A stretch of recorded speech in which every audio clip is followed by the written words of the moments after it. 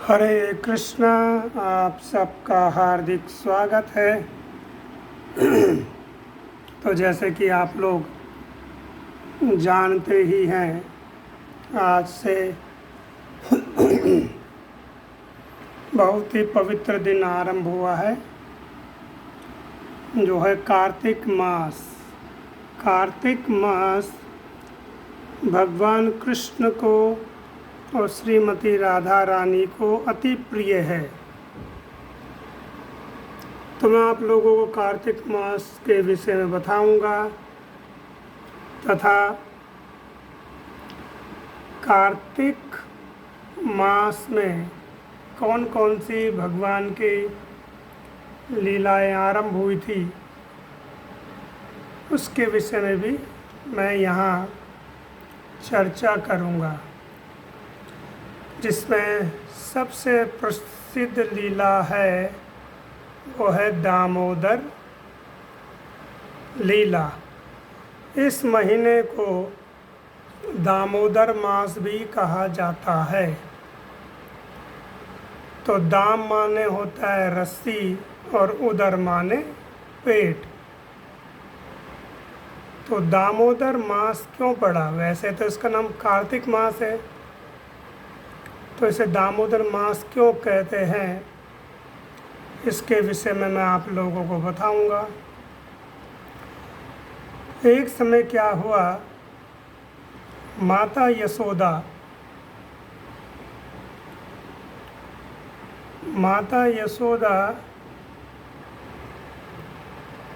दही मथ रही थी और वो ये सोच रही थी कि मैं अपने कृष्ण के लिए सुंदर सुंदर इसमें से माखन, सुस्वादिष्ट माखन निकालूंगी। और कृष्ण की बाल लीलाओं का चिंतन कर रही थी माता यशोदा। तो माता यशोदा मग्न थी और बाल गोपाल कृष्ण निंद्रा में थे।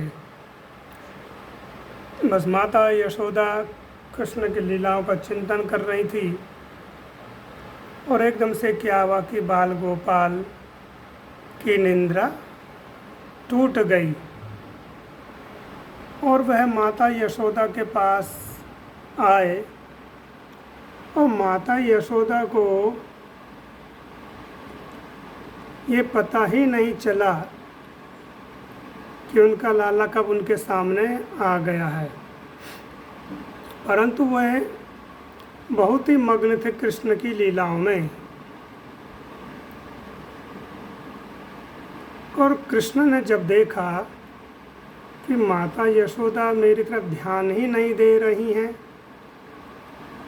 तो एकदम से क्या किया उन्होंने कि मथानी को पकड़ लिया।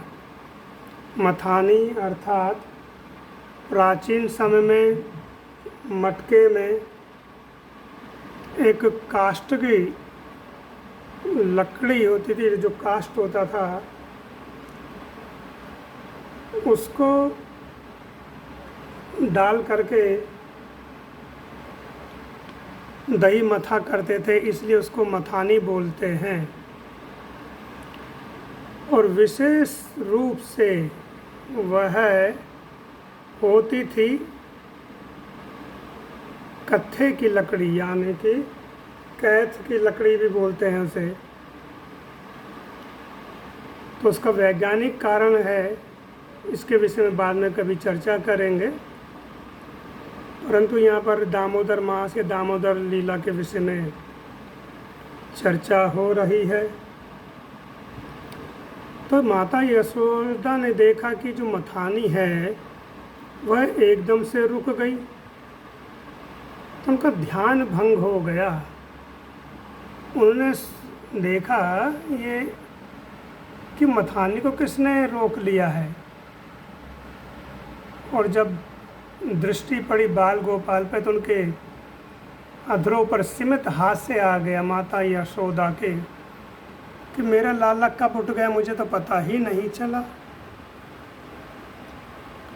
और फिर उन्होंने लाला को गोद में ले लिया और अपना स्तन उसके मुख में दे दिया। और लीलाएं गाने लगे। कृष्ण की लीलाओं का वर्णन स्वतः ही करती थी, अपना आप ही वह गीत बनाती थी कृष्ण की लीलाओं का और गाती थी। ये गोपियों का रोज की दिनचर्या थी।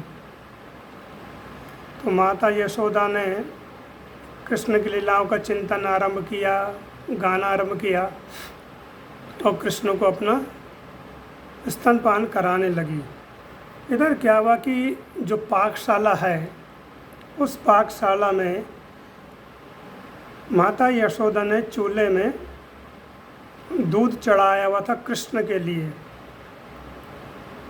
कि कृष्ण इस दूध को पिएंगे तो बहुत ज़्यादा हष्ट पुष्ट हो जाएंगे। ऐसा कहा जाता है कि गर्ग पुराण, ब्रह्मवैवर्त पुराण में वर्णन है कि नंद महाराज के पास 9 लाख गायें थी। किसी किसी पुराण में वर्णन है कि 5 करोड़ गायें भी थी, ऐसा वर्णन है। परंतु विशेष रूप से 9 लाख का गर्ग संहिता में वर्णन की 9 लाख गाय थी नंद महाराज के पास। तो उन 9 लाख गायों को दूध निकाला जाता था।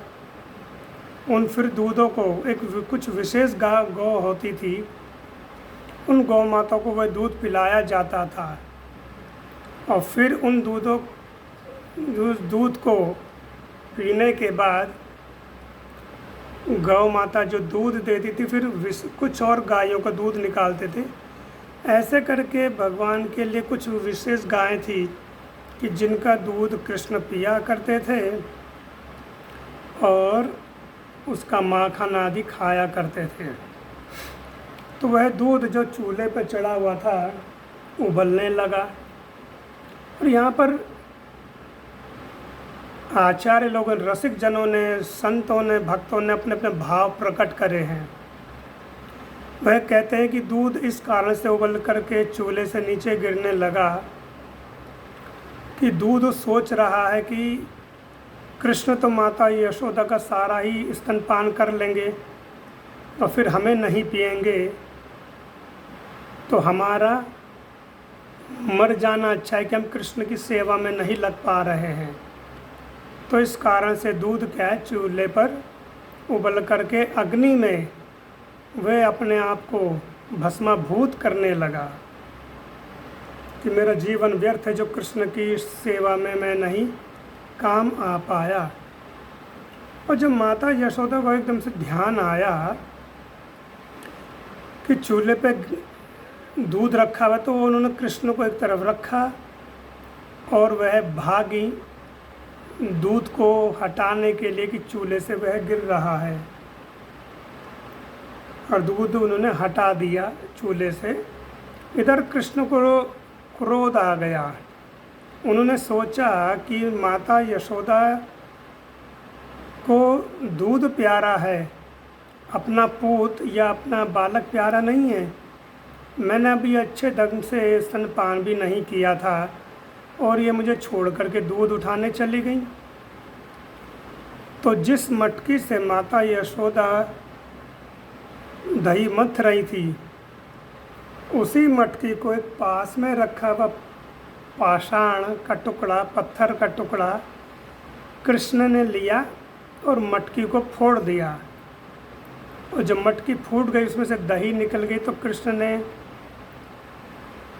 उस दही को, उसमें से कुछ माखन भी निकला था, उस माखन को कुछ खाया और कुछ अपने हाथों में ले कर के वहाँ से भाग गए। क्यों? क्योंकि कृष्ण ने जब ये देखा कि भाई दधी का भांड जो बर्तन है वो फूट गया, तो माता यशोदा मुझे अवश्य दंड देंगी, तो भय के कारण वह भाग गए वहाँ से। और माता यशोदा के नंद महल में एक कोषागृह था, जिसको कि लोग स्टोर बोलते हैं, वहाँ पर वस्तुएं संग्रह करते हैं। तो वहाँ पर दूध, घी, माखन आदि रहता था, जो भगवान विष्णु को भोग लगाने के लिए, अगरबत्ती करने के लिए या जोत करने के लिए वहाँ पर घी आदि संग्रह करती थी माता यशोदा। तो उस कक्ष में कृष्ण जाकर के छिप गए और इधर माता यशोदा जब आई दूध को हटा करके, तो उन्होंने देखा कि सारा का सारा दही नीचे बिखरा हुआ है, भांड टूटा हुआ है। तो वे समझ गई ये सब कृष्ण की करतूत है। तो वह हंसने भी लगी कि देखो कितना बुद्धिमान है ये बच्चा, कि भय के कारण यहाँ से भाग गया। तो माता यशोदा ने देखा कि ये कहाँ, इधर उधर दृष्टि डाली लेकिन कहीं बच्चा नहीं दिखाई दिया। तो फिर माता यशोदा ने देखा कि जो दही गिरी हुई थी उस दही में कृष्ण के चरण चिन्ह भी बन गए थे। वो चरणों से दही लग करके एक स्थान की तरफ जा रही थी। जैसे हम लोग देखते हैं वर्षा के समय में मिट्टी गीली हो जाती है तो हम घर पर आते हैं तो हमारे जो पैर हैं या हमारे चप्पल आदि होती है उसमें लग कर के आती है, तो एक चिन्ह बन जाते हैं। तो माता यशोदा उन चिन्हों के सहारे गई तो देखा उस स्टोर में, उसका संग्रह कक्ष में कृष्ण क्या कर रहे हैं। ऊखल, जो ओखली होती है, प्राचीन समय में एक ओखली होती थी जिसमें मसाले आदि कूटा करते थे या अनाज कूटा करते थे गांव की स्त्रियां, तो उसे ओखली बोलते हैं। उस ओखली को उल्टा करके कृष्ण उस पर चढ़े हुए हैं और बांदरों को, जो वानर है, उन बंदरों को दही माखन ये सब खिला रहे हैं, खाओ खाओ। माता यशोदा ने सोचा रही ये तो मैंने नारायण के लिए रखी थी, क्योंकि माता यशोदा को वैसे वास्तव में पता नहीं था कि कृष्ण ही नारायण है। परंतु ऐसा वर्णन है पुराणों में कि माता यशोदा के यहाँ एक मंदिर था जिसमें वह नारायण की पूजा करा करती थी और उन नारायण के लिए भोग आदि के लिए शुद्ध वस्तुएं रखती थी संग्रह कक्ष में। तो उन्होंने सोचा कि ये तो बालक सारा अशुद्ध कर देगा। तो माता यशोदा ने छड़ी ली और धीरे धीरे मंद गति से जाने लगी उस कक्ष में, जिससे कृष्ण को पता न चले कि माता यशोदा आ रही हैं। और कृष्ण तो मग्न थे बांदरों को दही माखन खिलाने में। तो जब वानरों ने देखा कि माता यशोदा छड़ी लेकर के आ रही हैं तो भागने लगे इधर उधर। और जब बंदर भागे तो माता यशोदा को देख करके जो बंदर भाग रहे थे, उन बंदरों में भगदड़ जब मची तो कृष्ण का ध्यान टूटा। उन्होंने सोचा कि ये बंदर क्यों भाग रहे हैं। तो जब देखा कि माता यशोदा छड़ी लेकर के आ रही हैं तो कृष्ण भी इधर उधर भागने लगे। माता यशोदा स्थूल काया है, वो ज़्यादा तेज नहीं भाग पा रही थी। कृष्ण तो बालक भाग रहे थे इधर से उधर। तो माता यशोदा उनके पीछे पीछे भागने लगी, पसीने से लथपथ हो गई। और उनके पुष्पों के माता यशोदा ने पीछे गजरा लगाया हुआ था बालों में, जो पुष्प है वो गिर करके माता यशोदा के चरणों में गिर रहे थे। तो संत लोग कहते हैं कि माता यशोदा को वह पुष्प कह रहे कि हे माता, आप धन्य हो कि जिससे पूरे ब्रह्मांड शिव आदि सब कुछ भयभीत रहते हैं, वही बालक आपके भय से भीत हो करके इधर उधर भाग रहे हैं। उनके नेत्र चंचल हो रहे हैं, भय से उनके श्वास ऊपर नीचे हो रही है और वह भाग रहे हैं। तो आप धन्य हैं। हमें आपके सिर पर रहने का अधिकार नहीं है, हमें आपके चरणों में रहने का अधिकार है। तो ये पुष्प हैं, ये संतों का भाव है। तो इसकी लीला आज मैं कल और करूँगा। आज के लिए इतना ही। हरे कृष्णा।